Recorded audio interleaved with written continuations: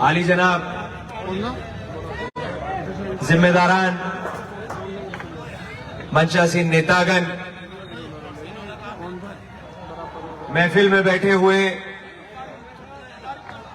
मेरे सभी बुजुर्गों और नौजवान साथियों, जहां जहां तक मेरी आवाज जा रही है, मेरी माएं और बहनें और जो भी पत्रकार बंधु इस महफिल के अंदर मौजूद हैं, 4 मई को मेयर का इलेक्शन होने जा रहा है और ये जो म्युनिसिपल कॉरपोरेशन का इलेक्शन हो रहा है, ये एक तरीके से आपके शहर की सरकार को तय करने का काम करता है। ये इस बात को तय करने का काम करता है कि आपके शहर के अंदर गलियों का और सड़कों का विकास किस तरह से होने का काम होगा। और मुझे गुरेज नहीं है इस बात को कहने से कि पिछले 5 सालों में शहर का ये इलाका विकास से वंचित रह गया। इस इलाके में न सड़कें बन पाई, न नालियों का निर्माण हो पाया और जिस कार्य के आप हकदार थे उस कार्य को अंजाम देने का काम इन इलाकों में नहीं हो पाया। मैं आप लोगों से कहना चाहता हूं कि हमारी लड़ाई सीधी सीधी बीजेपी से है, भारतीय जनता पार्टी से है, लेकिन अफसोस की बात सबसे बड़ी यह है कि हम फिरका परस्त ताकतों से लड़ रहे हैं और कुछ लोगों की लड़ाई हमसे है। और बात समझ से परे कि आखिर हमसे लड़ाई क्यों है। 2022 के अंदर विधानसभा का चुनाव हुआ। इस महफिल में बैठे हुए मेरे सब साथी इस बात के गवाह हैं कि आप सब साथियों का प्रेशर था, आप सब साथियों का दबाव था। हम लोगों ने समाजवादी पार्टी का दामन थामने का काम करा। कांग्रेस के अंदर इज्जत की कोई कमी नहीं थी, लेकिन क्योंकि सब साथी ये चाहते थे कि समाजवादी पार्टी का साथ दिया जाए भारतीय जनता पार्टी को रोकने के लिए, हमने उस इज्जत की कुर्बानी देकर समाजवादी पार्टी का दामन थामने का काम करा। समाजवादी पार्टी ने टिकट नहीं दिया हमको, लेकिन हमने अपनी जाती मंशा से ऊपर माशरे के मुस्तकबिल को रखने का काम करा। हमने उस टिकट को भी ठुकराने का काम करा और पार्टी ने जिन लोगों को टिकट दिया उनके पीछे खड़े होकर ईमानदारी से चुनाव लड़ाया और इसलिए लड़ाया ताकि भारतीय जनता पार्टी को रोक सके। बताओ, मेरे सारे साथी यहां मौजूद हैं। अगर हम मुखालफत करते तो आपके जरिए से करते, हमारा एक एक साथी मुखालफत करता। और अल्लाह का शुक्र है, करम है खुदा का, किसी के बाप से नहीं डरते हम। अगर डरते हैं तो अल्लाह से डरते हैं। ये गर्दन कटाना मंजूर है, गर्दन झुकाना मंजूर नहीं है।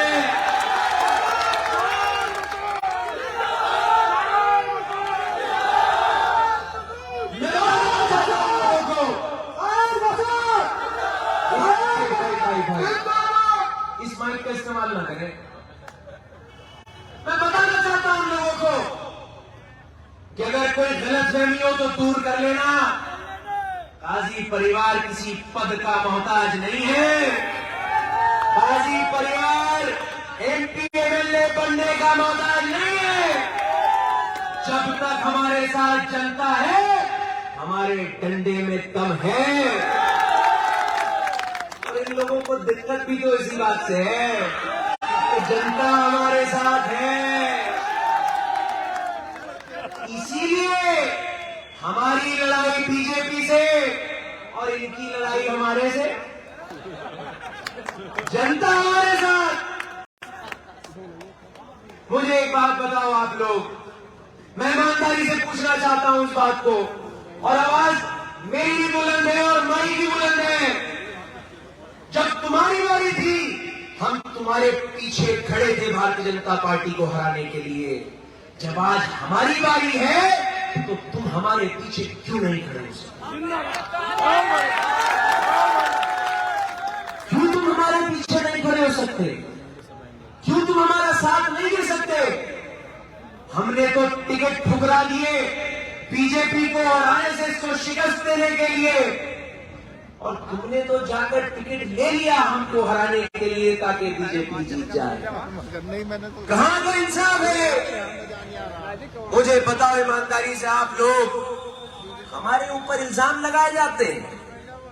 मैं सुन रहा हूं, किसी का नाम नहीं लेना चाहता, ना ही कोई दलीलें पेश करना चाहता हूं, क्योंकि हमारी लड़ाई इनसे नहीं है, हमारी लड़ाई बीजेपी से है।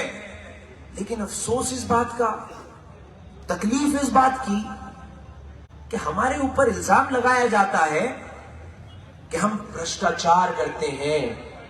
हमारे ऊपर इल्जाम लगाया जाता है कि पिछले 70 सालों में हमने कुछ नहीं करा। साहब, हमने कुछ करा हो या ना करा हो, लेकिन मैं एक बात को सीना ठोक कर कह सकता हूं कि किसी मजलूम, किसी गरीब के साथ हमने जाती नहीं होने दी। वक्तन बवक्तन जब जब जरूरत पड़ी, हमने हर आदमी की, हर गरीब की, हर मजलूम की, हर मजदूर की लड़ाई को लड़ने का काम करा। और ज्यादा दूर नहीं जाना चाहता, जुमे का प्रकरण ताजा ताजा अभी हुआ था। 100 से ऊपर बच्चों को एक ऐसे मुकदमे के अंदर शामिल कर दिया गया, शायद ऐसा मुकदमा आतंकवादियों के खिलाफ न लिखा जाता हो। 2 एमएलए, 1 सांसद, हमारे अलावा कोई नहीं बोलेगा, हमारे अलावा कोई आवाज नहीं उठाएगा। 2 दिन तक इमरान मसूद साहब चुप रहे, और इसलिए चुप रहे कि शायद वो लोग जिनकी जिम्मेदारी है, वो लोग अपनी जिम्मेदारी को निभाने का काम करेंगे। लेकिन जब 2 दिन तक कार्रवाई नहीं रुकी तो मजबूरन खड़ा होना पड़ा, और खड़े होकर दमदारी से भी हमने कहा कि गाजरों के चोर को जूती की सजा मिलती है, फांसी की सजा नहीं मिलती। और कहने का नतीजा ये हुआ कि उस दिन से बुलडोजर चलना बंद हो गया।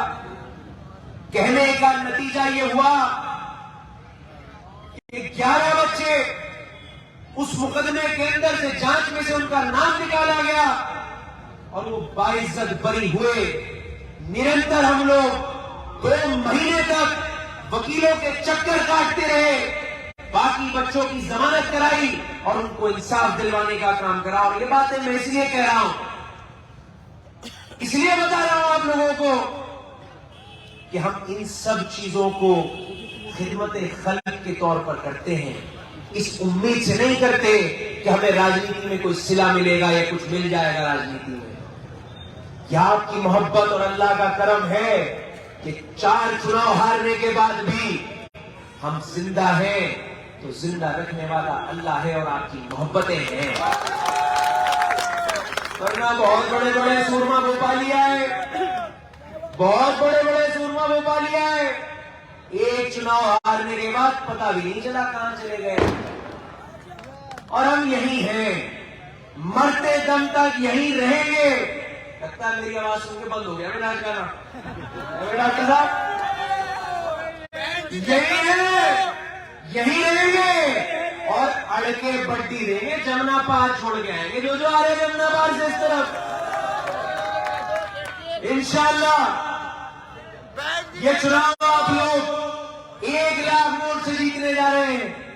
मैं अपने उन साथियों से भी कहना चाहता हूं जो बहक गए हैं, भटक गए हैं, लड़ाई बीजेपी की है। जब तुम्हारी लड़ाई थी हम तुम्हारे पीछे खड़े होकर बीजेपी को हरा रहे थे।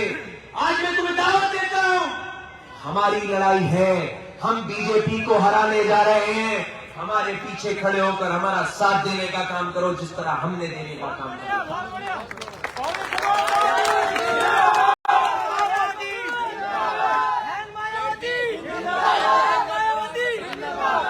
आपकी भाई अभी सबसे मिलूंगा, भाषण तकरीर देके ना, आओ बैठोगे, लेकिन मैं बहुत लंबी तकरीर नहीं करना चाहता।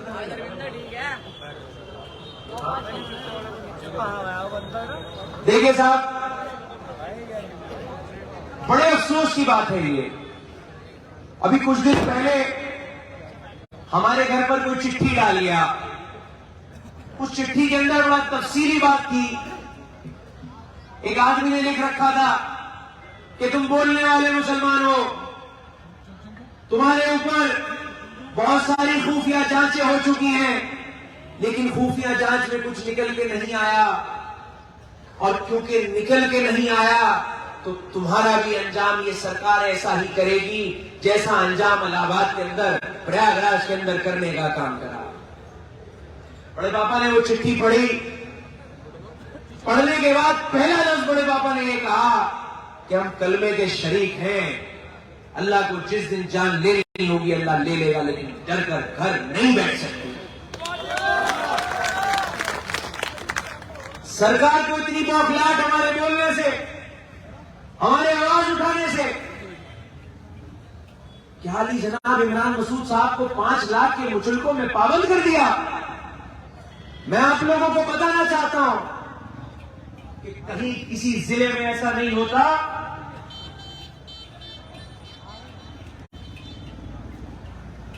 कभी ऐसा नहीं होता कि जो नेता जिले का चुनाव लड़ता हो उसके खिलाफ मुचलके बेचकर उसको पाबंद कर दिया जाए। क्या जुल्म और जाती हमारे साथ हो रही है? और ये सिर्फ इसलिए हो रही है कि हम आपकी आवाज को उठाने का काम करते हैं, आपकी आवाज को बुलंद करने का काम करते हैं। और क्योंकि बड़े पापा पहुंचने वाले हैं, हम सब लोग उनका इस्तकबाल करने के लिए थोड़ा आगे तक चलेंगे। मैं एक शेर के साथ अपनी बात को खत्म करना चाहता हूं, और शेर कुछ इस तरह से है कि लश्कर भी तुम्हारा है, लश्कर भी तुम्हारा है, सरदार भी तुम्हारा है। तुम झूठ को सच लिख दो, अखबार भी तुम्हारा है। खून मजलूम बहुत दिन नहीं बहने वाला, जुल्म का ये दौर अब बहुत दिन नहीं रहने वाला। अगर तुम हो फिरौन तो हमारा मूसा भी जरूर आएगा, जरूर आएगा। सभी का बहुत बहुत शुक्रिया,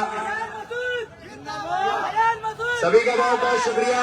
ये आपकी मोहब्बत, आपका प्यार मेरा हौसला है। इंशाअल्लाह जब तक आपका मोहब्बत और प्यार मिलता रहेगा इसी तरह लड़ाई को लड़ते रहेंगे। और चले अब अपने महबूब रहनुमा का इस्तकबाल। बहुजन विचारधारा को घर घर तक पहुंचाने के लिए हमारे YouTube चैनल को सब्सक्राइब करें, लाइक करें, कमेंट करें, शेयर करें और बेल आइकन की घंटी दबाना ना भूलें।